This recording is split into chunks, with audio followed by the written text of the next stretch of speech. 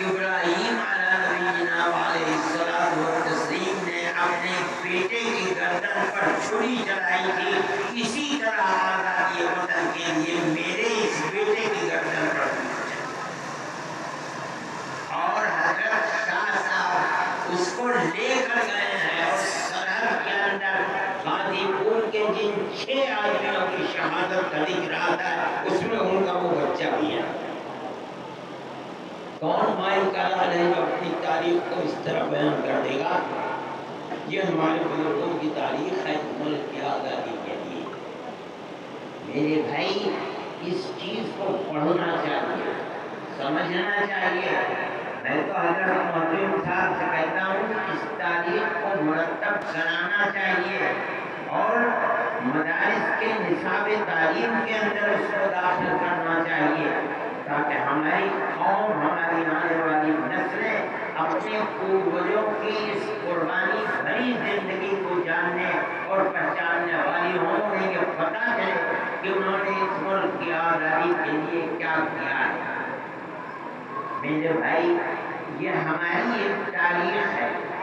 پھر حضرت گنگوہی رحمۃ اللہ علیہ میں نے کہا کہ وہ جیل میں چلے گئے۔ حضرت حاجی صاحب رحمۃ اللہ علیہ بوڑھے آدمی تھے، ان سب شاگردوں نے مل کر حاجی صاحب کو انگریز پیچھے اور حاجی صاحب کو بچاتے کشتی میں سوار کر کے ان کو ہندوستان سے مکہ معظمہ کے لیے ہجرت کرایا۔ حضرت گنگوہی رحمۃ اللہ علیہ ملک کے اندر ان کے ہفتے چڑھ گئے اور جیل چلے گئے۔ حضرت نانوتوی رحمۃ اللہ علیہ یہیں رہے، لیکن ان کی گرفت کے اندر نہیں آ سکے، یہاں تک کہ 3 سال گزر گئے، اور 3 سال کے بعد عام معافی کا اعلان ہو گیا، ان کو جیل سے باہر کیا گیا۔ حضرت نانوتوی رحمۃ اللہ علیہ آزاد، اور وہ علماء جنہوں نے ان کے ساتھ 1857 کی جہاد کو برپا کیا تھا، وہ سب آزاد ہو گئے، اور اب بیٹھ کر دیکھا دل میں جو آگ لگی ہوئی تھی آزادی وطن کی وہ بجھی نہیں۔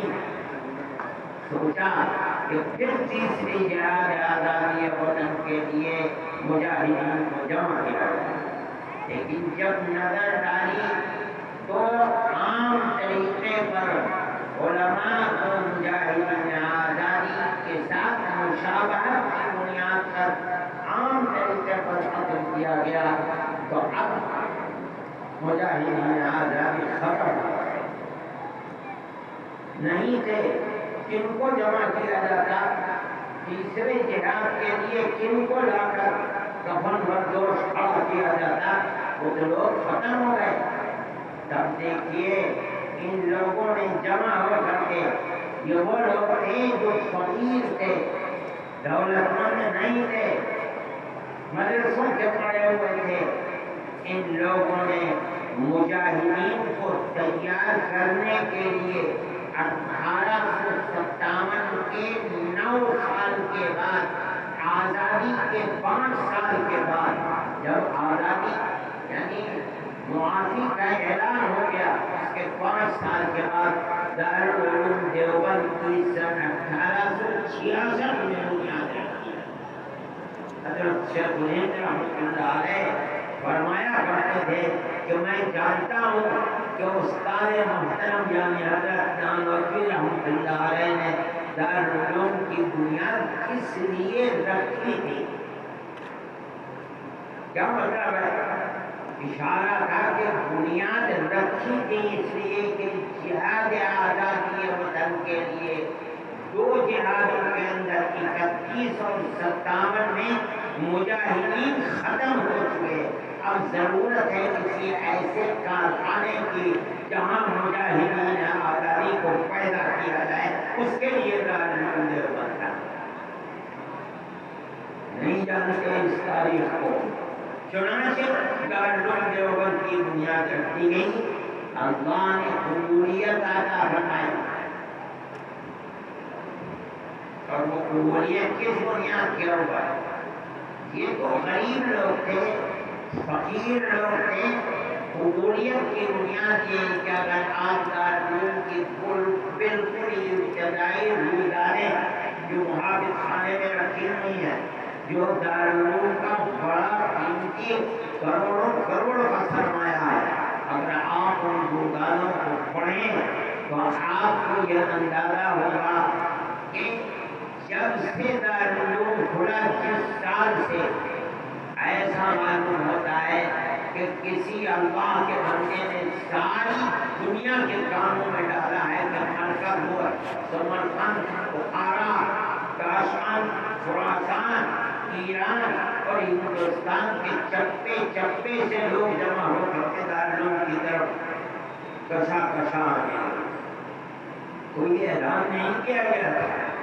اس زمانے کے اندر ٹیلی فون نہیں تھے، ریڈیو نہیں تھے، ٹیلی ویژن نہیں تھے، مگر یہ خدائی آواز تھی جس آواز کی بنیاد پر طالبین حق اور جہاد کے لیے اپنی جان دینے والے لوگ. کون سا جہاد؟ ہندوستان کی آزادی کے جہاد کے لیے ہر جگہ سے آنے لگے اور آ کر کے سمجھنے کے مرکز بن گیا. اور چلا کون رہا ہے؟ انگریز نہیں چلا رہا.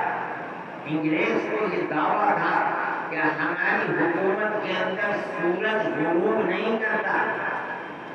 تو فقیر لوگ تھے، ان کی کیا حکومت تھی؟ مگر اللہ نے ان کی حکومت اپنے خاص بندوں کے دلوں کے اندر پیدا کی تھی. یہ وہ حکومت تھی کہ جو در حقیقت حکومت ہے. انہوں نے قوم کو پیغام دیا کہ یہ مدرسہ ہے جو تمہاری آنے والی نسلوں کے دین و ایمان اور آزادی کے لیے یہاں لوگوں کو پڑھایا اور سکھایا جاتا ہے.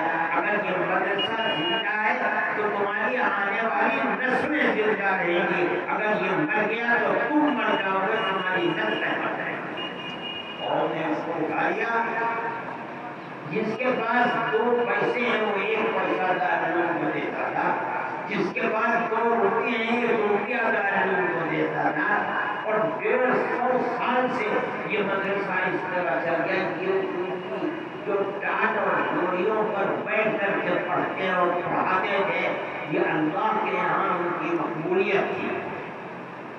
چنانچہ دارالعلوم چلنے لگا. ایک دارالعلوم آج ایک دارالعلوم سے 50,000 دارالعلوم سارے ملک کے اندر نہیں، ساری دنیا کے اندر بنے. امریکہ میں چلے جاؤ وہاں لوگ پڑھا رہے ہیں. ادھر چلے جاؤ آسٹریلیا میں چلے جاؤ، سوئٹزرلینڈ کے اندر چلے جاؤ، اور آگے ادھر شمال کے اندر چلے جاؤ، بخارا، سمرقند، تاشقند کے اندر چلے جاؤ، ادھر ترکی کے اندر چلے جاؤ. ابھی میں آ رہا تھا تو میرے پاس فون آیا کہ دارالعلوم کا والد ترکی سے آیا. میں یہ کہتا ہوں کہ ساری دنیا میں جہاں چلے جاؤ دین کا بول بالا اگر کرنے والے لوگ یا بغیر واسطہ یا بل واسطہ، یا یہاں کے پڑھے ہوئے یا یہاں کے پڑھے ہوئے لوگوں نے جو مدرسے بنائے ان مدرسوں کے پڑھے اور دین کی خدمت کرتے ہیں. میں افریقہ کی ان جگہوں کے اوپر جہاں آدمی جانور کی طرح رہتا ہے ان جگہوں پر گیا اور میں نے بچوں کا قرآن ایسا کہ میرے بچے ایسا قرآن نہیں پڑھتے. بھائی کہاں سے پڑھ کر کے آئے ہو؟ مدرسے کا نام لیا کہ دارالعلوم کے لوگوں نے مدرسہ بنایا تھا، ہم نے مدرسے میں پڑھایا اور وہاں سے آ کر کے اپنے بچوں کو پڑھا رہے ہیں. میرے بھائی دارالعلوم کی یہ قبولیت اور پھر دارالعلوم نے ان افراد کو پیدا کیا. حضرت شیخ الہند رحمۃ اللہ علیہ، استاد محترم حضرت نانوتوی رحمۃ اللہ علیہ نے جس مقصد کے لیے مدرسے کو بنایا تھا، سب سے بہترین فرد اکمل جو پیدا ہوا ہے وہ شیخ الہند رحمۃ اللہ علیہ، مولانا محمود حسن صاحب دیوبندی رحمۃ اللہ علیہ. وہ شخص ہے جو اپنے علم کے ساتھ ساتھ آزادی وطن کے لیے ایسی اپنے سینے کے اندر آگ رکھتا تھا کہ وہ آگ کسی دوسرے آدمی کے اندر نہیں آتی. جو وجہ کے متحدہ کا انگریز گورنر تھا مسٹر مسٹن، اس کا یہ قول مشہور ہے کہ شیخ الہند کو جلا کر اگر راکھ کر دیا جائے تو اس کی راکھ سے بھی انگریز کی عداوت اور دشمنی کی بو نہیں گی. یہ تھے شیخ الہند. شیخ الہند نے بالکل بجانا شروع کر دیا آزادی وطن کا، اور اپنے ان شاگردوں کو جنہیں یہاں تیار کیا تھا ان کو اپنی آواز کا شریک بنایا، اپنا درد ان کے دلوں کے اندر تقسیم کر دیا اور ان کو لے کر کے میدان کے اندر لے گئے. جب انہوں نے یہ محسوس کیا کہ اب میرا آنا اور نکلنا، انگریز کی مخالفت کرنا دارالعلوم کے لیے نقصان دہ ہو سکتا ہے، تو اس مرد مومن نے دارالعلوم سے ہدایت کی اختیار کی، اپنے شاگردوں کے سپرد کیا اور باہر نکل کر میدان میں جا پڑوسی کی صورت کے اندر آ گئے. کون ہے جو تاریخ بتائے؟ کوئی دعویٰ کر سکتا ہے؟ شیخ الہند تنہا وہ آدمی ہے جس نے اپنی زندگی کے اندر انگریز کی حکومت کے خلاف آزاد حکومت قائم کی ہے. لوگ دعوے تو بڑے بڑے حلق شریف جاتے ہیں کرنے والے، بتائیں کہ کہاں انگریز کی گورنمنٹ کے خلاف آزاد حکومت کس نے قائم کی ہے؟ شیخ الہند نے قائم کی. اپنے شاگرد عبید اللہ سندھی کو افغانستان لے گیا. افغان قوم کے خصوصیات سے واقف تھے، افغان علماء ان کے شاگرد تھے، وہ یہ جانتے تھے کہ یہ مسلمان قوم ایسی ہے کہ جو ایسی سرفروش قوم ہے کہ یہ کبھی کسی دوسرے کی حکومت کو قبول نہیں کرتی. اور کوئی صورتحال ہے، انہوں نے مولانا عبید اللہ سندھی کو افغانستان بھیجا. افغانستان بھیج کر انہوں نے وہاں آزاد حکومت قائم کی، اور کان کھول کر لوگ سنیں کہ انہوں نے اس آزاد حکومت کا جو صدر بنایا وہ مسلمان نہیں، راجہ مہندر سنگھ پرتاپ کو صدر بنایا. وہ لوگ ایسے نہیں تھے کہ ان کے دل کے اندر پرستی ہو. وہ اس ملک کے عوام چاہے وہ کسی بھی مذہب سے تعلق رکھتے ہو، ان لوگوں کو اپنے سینے سے لگایا. اور مولانا برکت اللہ، پھر اس کے بعد مولانا عبید اللہ سندھی وزیر خارجہ بنے. یہ وہ لوگ تھے کہ جنہوں نے ملک کی آزادی کے لیے کون ہے مائی کلام کو بتائے کہ اس نے انگریز کی حکومت کے خلاف ملک کو آزاد کرنے کے لیے کئی ملک کے دنیا کی کسی کونے میں آزاد حکومت قائم کی.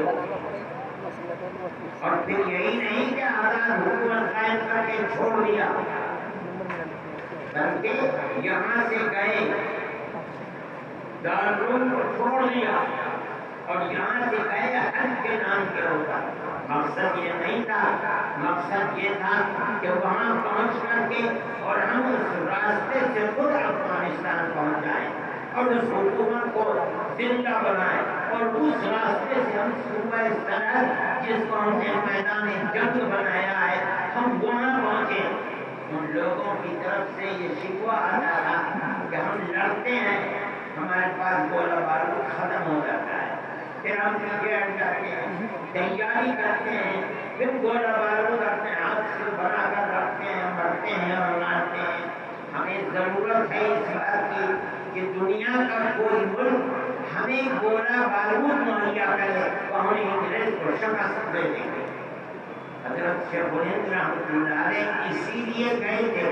اس زمانے میں وہاں حکومت ٹرکی کی حکومت تھی، جو وہاں کے وزیر اعظم نے ان سے ملاقات کی اور یہ بات کہی اور یہ کہا کہ میں یہ چاہتا ہوں کہ آپ مجھے یہاں سے کسی طرح افغانستان کا راستہ صاف کرا دیں اور بھیج دیں. مگر انہوں نے معذرت کی کہ انگریز کی حکومت اب راستوں میں جگہ جگہ ہے، ہم اگر چاہیں گے بھی بھیجنا تو آپ نہیں جا سکتے۔ اسی درمیان میں انگریز کا آدمی